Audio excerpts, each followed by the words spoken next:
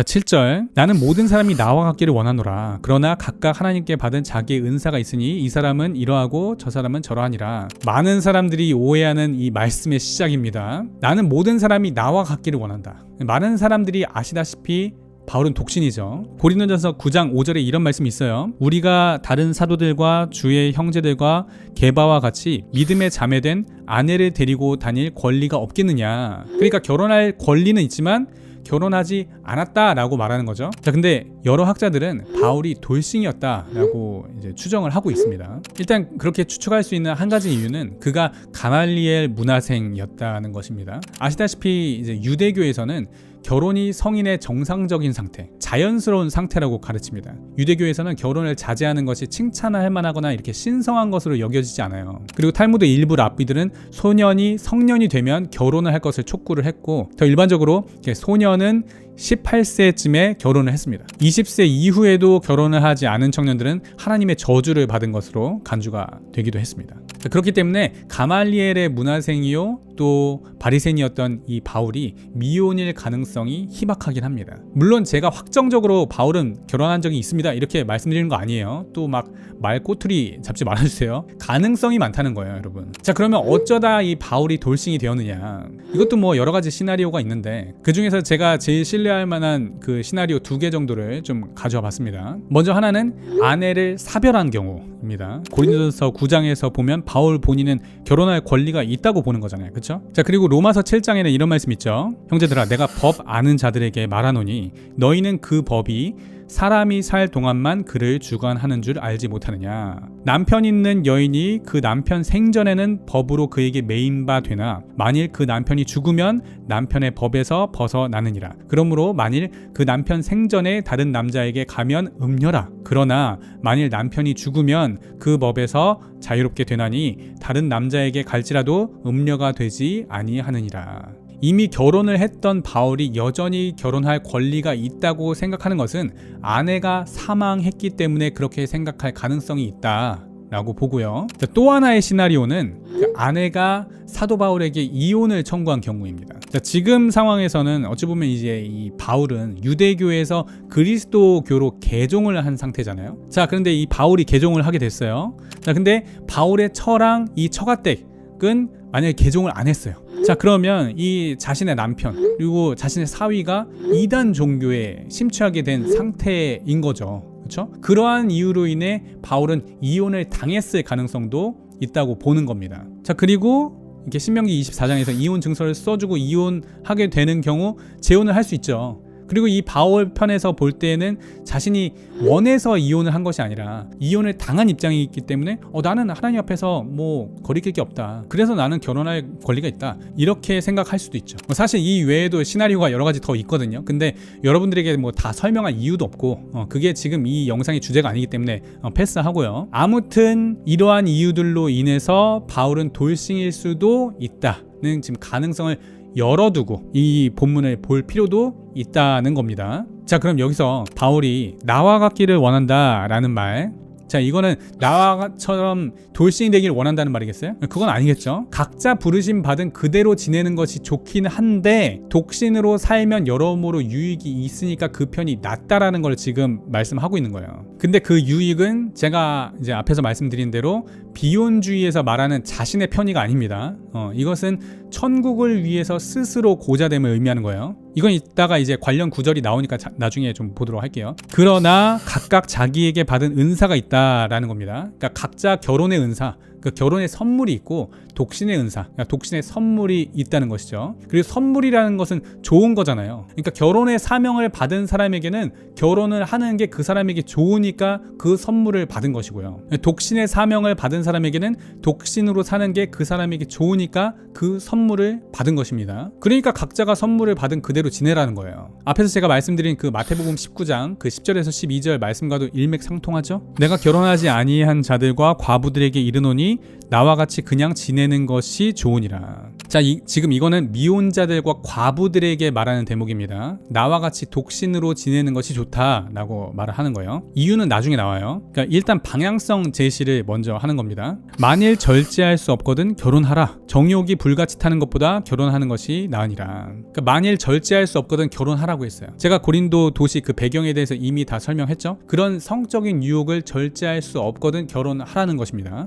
정욕이 불같이 타는 것보다 결혼하는 것이 나은 것은 배우자를 통해서 자신의 그 성욕구를 해소하지 못하고 그런 케데시아와의 성적 교접을 허용하느니 결혼하는 것이 낫다는 것을 의미하는 거예요. 결혼이 그런 성적인 유혹을 피할 수 있는 기능을 하기 때문에 그렇게 성적인 유혹에 취약한 싱글들에게는 결혼을 권장을 하는 것이죠. 자, 하지만 그런 성적인 유혹이 없는 자들은 바울과 같이 독신으로 지내는 것이 낫다는 것입니다. 가능하면. 그렇죠?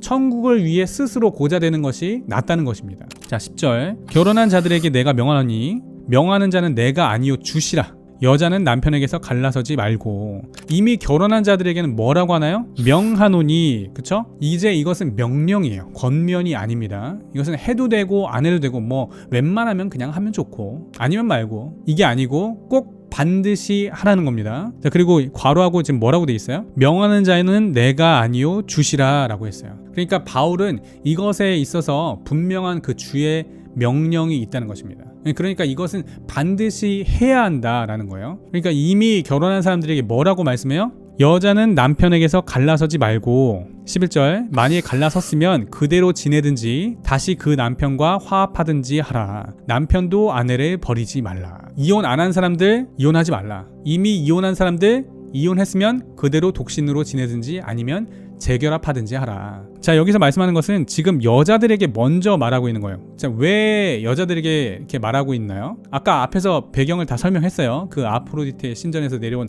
그 여사제들이랑 막 내 남편이랑 지금 대환장 파티를 지금 벌인 거예요. 그러니까 심지어 고린도 교회 교인들조차 지금 그 짓거리에 동참을 한 겁니다. 그러니까 막 여자들이 들고 일어났겠죠. 그러면서 분명히 예수님께서 음행한 이유 외에는 버리지 말라고 했으니까 반대로 말하면 음행한 이유라면 버릴 수 있다는 얘기니까 그 말씀을 근거로 지금 여신도들이 자기 남편과 막 갈라서겠다고 막 들고 일어난 거예요. 이미 막 이혼한 가정도 있고 지금 이런 상황인 거죠. 그래서 지금 이 문제가 다급하니까 바울한테 SOS를 친 거죠. 그 상황에서 이 바울의 처방이 이혼하지 말라는 겁니다. 고린도전서 6장 말씀을 통해서 지금 고린도 교회에서 이전까지 음행을 했던 사람들이 말씀을 받았죠. 그러면 그에 대해 자신의 죄를 깨닫고 회개하게 되었을 거예요. 그러니까 이미 저지른 죄에 대해서 정죄하지 말고 받아주고 대신 믿는 신자들은 앞으로 다시는 이 죄를 범하지 않는다는 것을 전제로 하는 것입니다.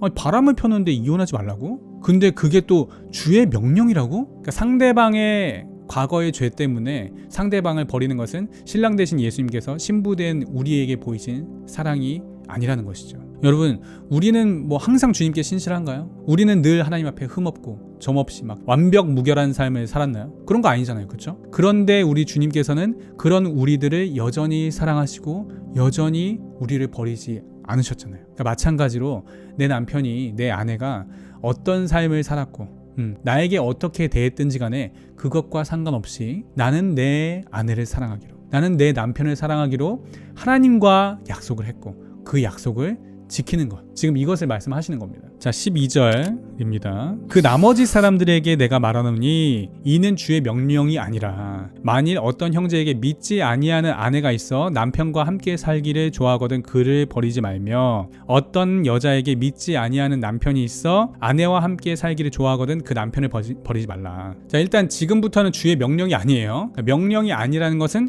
권면이라는 것입니다. 웬만하면 이렇게 하는 게 좋겠다는 거예요. 그렇죠? 자, 12절은 그 불신자 아내와 결혼한 남자, 13절은 불신자 남편과 결혼한 여자를 말하는 거예요. 자, 근데 아까 이 믿는 고린도 교인 성도들도 뭘 했어요? 케데시아와 성교를 하고 난리가 난 거예요. 그렇죠? 근데 지금 12절, 13절은 어떤 사람들? 불신자들. 믿는 신자도 그 짓거리를 했는데 믿지 않는 불신자는 뭐 어떻겠어요? 뭐 말할 것도 없겠죠.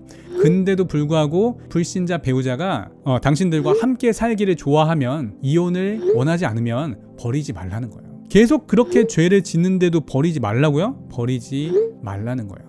물론 권면입니다. 자, 14절. 믿지 아니하는 남편이 아내로 말미암아 거룩하게 되고 믿지 아니하는 아내가 남편으로 말미암아 거룩하게 되나니 그렇지 아니하면 너희 자녀도 깨끗하지 못하니라. 그러나 이제 거룩하니라. 불신자 배우자가 너희로 말미암아 거룩하게 된다라고 지금 말씀하는 거예요. 그러니까 앞서 말씀드린 예수님께서 우리에게 보이신 그 사랑 있죠. 그 사랑으로 우리가 우리 이 배우자를 사랑으로 섬기면 너희의 그 믿지 않는 배우자도 그 믿음을 얻게 되는 기회를 갖게 된다. 거룩하게 구별된 백성으로 하나님께 돌아올 수 있게 될 수도 있다는 겁니다. 그러니까 오히려 그렇게 너희의 배우자가 죄인 되었을 때 너희가 너희의 십자가를 지고 너희 자아를 죽임으로 너희가 너희 배우자를 향한 사랑을 확증함으로 예수 그리스도의 사랑을 그 배우자에게 나타내 보일 수 있다. 그래서 이 기회를 통해서 예수 그리스도의 사랑과 은혜를 알고 주님께 돌아올 수 있다라는 것을 지금 말씀하는 겁니다. 근데 만약 너희가 여기서 갈라서게 되면 너희 배우자를 버리게 되면 너희 자녀들도 그런 기회를 갖지 못하게 될 수도 있다. 깨끗하지 못하게 될 수도 있다는 것을 말씀하는 거죠. 그 너희의 믿음의 계보가 이것으로 끊어지게 될 수도 있다는 것입니다. 예수님의 사랑으로 우리 배우자를 사랑해야 그 사랑이 자녀들에게까지 이어지게 된다는 것을 지금 말씀하고 있는 것이죠. 자, 그리고 앞서 말씀드렸듯이 불신자 배우자에 대한 건 뭐예요? 명령이 아닙니다. 권면이에요. 만약에 자신은 이 불신자 남편의 외도, 이 불신자 아내의 외도가 도저히 감당할래야 할 수가 없다고 해볼게요. 자신이 그리스도로부터 받은 그 은혜와 사랑이 아직 이런 불신자 남편의 외도를 감당할 만큼 크지는 않은 거예요. 그러면 어떻게 해요? 그럼 갈라서야죠. 뭐 어쩌겠어요. 자, 15절입니다. 혹 믿지 아니하는 자가 갈리거든 갈리게 하라. 형제나 자매나 이런 일에 구애될 것이 없느니라. 불신자 배우자가 원하면 갈라서도 된다라고 지금 얘기를 하는 겁니다. 그러니까 내 편에서는 예수 그리스도의 사랑과 은혜를 경험할 수 있는 기회를 주고 싶어도 그 불신자가 그 기회를 뻥 차버린다 라고 한다면 그러면 내 편에서는 최선을 다했다. 그렇다면 나는 하나님 앞에 거리낄 것이 없다. 지금 이거를 말씀하는 겁니다. 상대방이 그 배우자가 갈라서는 방향으로 가게 돼서 이혼 당하는 입장이 되더라도 우리가 하나님 앞에 섰을 때 하나님, 저는 제 가정을 지키기 위해서 할 만큼 했습니다 라는 고백을 할 수 있는 정도. 그래서 하나님께서도 그래 내 아들아, 그래 내 딸아, 내가 다 안다. 너 가정 지키기 위해서 부단히 애쓴 거 내가 잘 안다.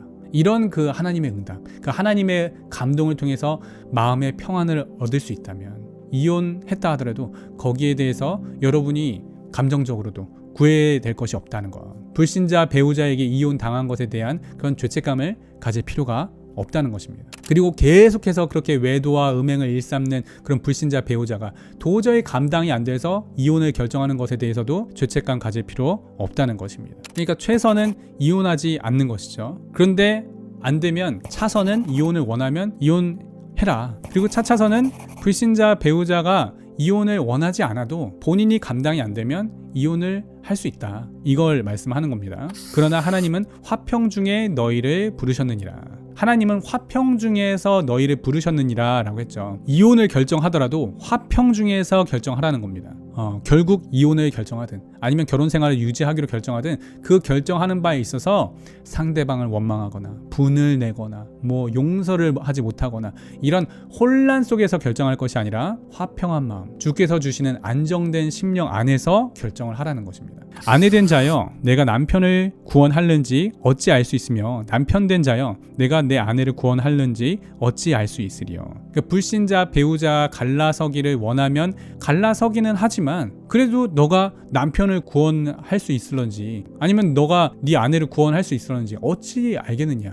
한 번 더 고려해봐라. 자, 이것은 뭐 해석이 분분할 수는 있겠지만 저는 이렇게 해석을 하고 이렇게 권면을 합니다. 가정을 지키는 방향으로 가라는 것입니다. 오직 주께서 각 사람에게 나눠주신 대로 하나님이 각 사람을 부르신 그대로 행하라. 내가 모든 교회에서 이와 같이 명하노라. 자, 이것이 제가 계속 누차 말씀드리는 사명 따라 사는 것을 의미하는 것입니다. 독신의 사명을 받았다면 독신의 사명대로 살라는 겁니다. 그 독신의 사명을 받은 사람은 화평함 가운데 독신의 길을 걸어갈 것입니다. 결혼의 사명을 받은 사람들은 결혼을 하게 되었을 때 화평함을 이루실 거예요. 불신자와 결혼했지만 불신자 배우자의 그런 온갖 죄악과 농간으로 인해서 결국 이혼하게 되었다 하더라도 그것마저도 하나님께서 부르신 그 과부의 길을 그대로 가라는 것입니다. 할례자로서 부르심을 받은 자가 있느냐, 무할례자가 되지 말며 무할례자로 부르심을 받은 자가 있느냐, 할례를 받지 말라. 자, 여기서 갑자기 뜬금없이 할례자와 무할례자가 나옵니다. 자, 이혼 얘기하고 독신 얘기하다가 갑자기 이게 웬 뚱딴지 같은 소린가.